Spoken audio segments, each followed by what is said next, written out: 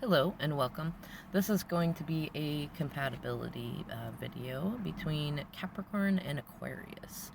And so Capricorn and Aquarius, whether as sun signs or in other synastry, they're so close together that it's interesting because whereas you have Capricorn and Capricorn are so much alike that it's just kind of there's no oomph to it. Between Capricorn and Aquarius, there's definite oomph, but it's a great load of contrast because, um, well, some say that Aquarius is co-ruled by Saturn and Uranus, but if we just go with the aspects of Capricorn being ruled by Saturn and Aquarius being ruled by Uranus, you've got the planet of limitations and karma and the slow climb up, the evolution, and then you have Uranus, which is like the change maker. It's both the hippie and the hierophant. Like it's all about what others think. It's all about and there's this very like pompous energy of like a need to be right, which ironically Aquarians tend to find that they feel like Capricorns usually are far too stubborn and needing to be right, and really both signs are, as you know, Capricorns and Aquariuses are are both very strong-willed and very much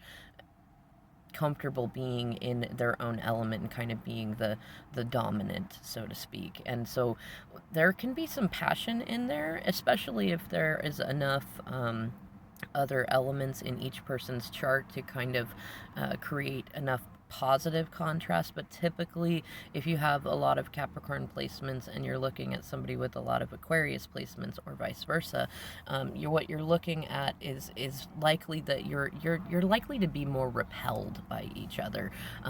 Capricorn is much more earthy and practical and very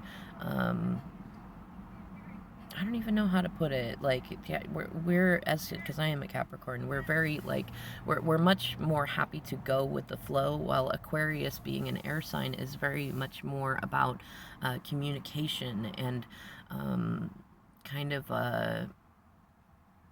well, I kind of like if you think of it as like a Frasier sort. Like they're very much about the psychology and the philosophy and the depth, and they like to have the finer things. And I mean, Capricorn likes to have that stuff too, but there's just so much contrast in there. It's like if you think of like somebody like a Capricorn is somebody who really likes rock and roll, playing guitar and drums, versus an Aquarian who is much more like about the symphony and the violin and I don't know, drinking tea with their pinky up. You know, they're both things are fine. They're both great, and actually, between a Capricorn and an Aquarius, you could probably have a lot of really great philosophical conversations and find that you really, really resonate there. But when it comes to connecting on an intimate level, and especially a physical level, you're likely to find that the intellectualism between Saturn and Uranus is just too, I don't want to say opposite. It's a weird sort of synastry. It's like it's too much alike and too opposite. And as a Capricorn myself, while there have been some attractive interactions with some Aquarians, typically I have a challenge even just maintaining a strong friendship with somebody who has strong Aquarius traits.